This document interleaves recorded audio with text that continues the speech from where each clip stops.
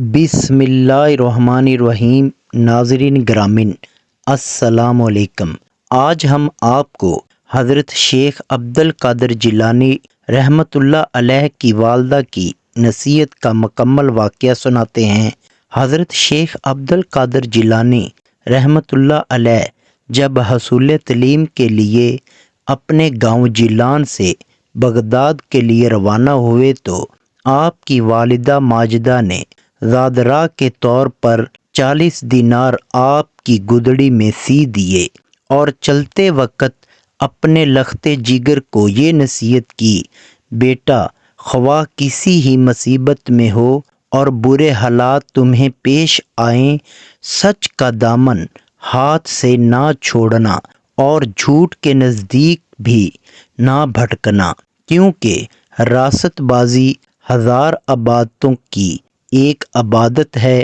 سعادت مند بیٹے نے عرض کیا، اے پیاری اماں، میں وعدہ کرتا ہوں کہ ہمیشہ آپ کی نصیحت پر عمل کروں گا۔ والدہ ماجدہ سے رخصت ہو کر حضرت بغداد جانے والے ایک قافلے میں شامل ہو گئے، کیونکہ اس زمانہ میں جنگلوں میں بیابانوں میں لمبا سفر کرنا کسی تنہا آدمی کے لیے ممکن نہ تھا۔ راستے میں رمضان سے کچھ آگے ڈاکوؤں نے قافلہ پر حملہ کیا اور اہل قافلہ کا سب مال و اسباب لوٹ کر تقسیم کے لیے ایک جگہ جمع کر دیا۔ حضرت شیخ عبد القادر جیلانی رحمۃ اللہ علیہ ایک طرف چپ چاپ کھڑے یہ دردناک نظارہ دیکھ رہے تھے کہ ایک ڈاکو آپ کی طرف بڑھا اور پوچھا، کیوں میاں لڑکے، تیرے پاس بھی کچھ ہے؟ آپ نے فرمایا، ہاں میرے پاس 40 دینار ہیں۔ ڈاکو کو آپ کی بات پر یقین نہ آیا اور وہ آپ کی ہنسی اڑاتا ہوا آگے بڑھ گیا۔ اتنے میں ایک دوسرا ڈاکو آپ کی طرف آیا اور وہی سوال کیا۔ آپ نے اسے بھی یہی جواب دیا کہ میرے پاس 40 دینار ہیں۔ دوسرے ڈاکو نے بھی آپ کی بات ہنسی میں اڑا دی۔ ہوتے ہوتے یہ بات ڈاکوؤں کے سردار احمد بدوی تک بھی پہنچ گئی۔ اس نے حکم دیا کہ اس لڑکے کو میرے پاس لاؤ۔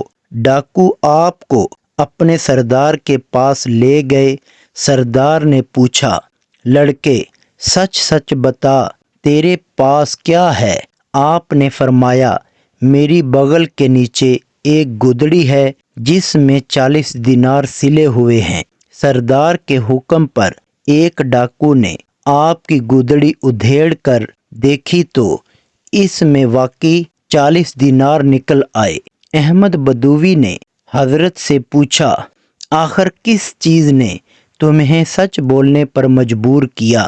حضرت نے فرمایا، میری والدہ نے گھر سے چلتے وقت مجھے یہ نصیحت کی تھی کہ ہمیشہ سچ بولنا، بھلا ان 40 دیناروں کی خاطر کیا میں اپنی والدہ کی نصیحت فراموش کر دیتا اور اللہ کو ناراض کر لیتا؟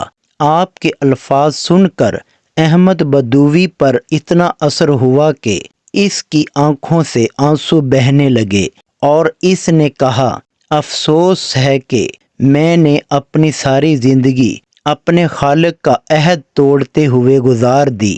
اے بچے، تم نے مجھے سیدھا راستہ دکھایا، اب میں کسی کو تکلیف نہیں پہنچاؤں گا۔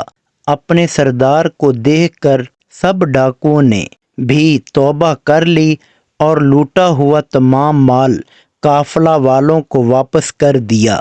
کہتے ہیں کہ اس واقعے کے بعد احمد بدوی اور اس کے تمام ساتھیوں نے لوٹ مار سے توبہ کر لی اور نیک انسان بن گئے۔ ناظرین گرامی، یہ تھی سچ کی فضیلت۔ اللہ تعالی ہم سب مسلمان بھائیوں کو سچ پر چلنے کی توفیق عطا فرمائے، آمین ثم آمین۔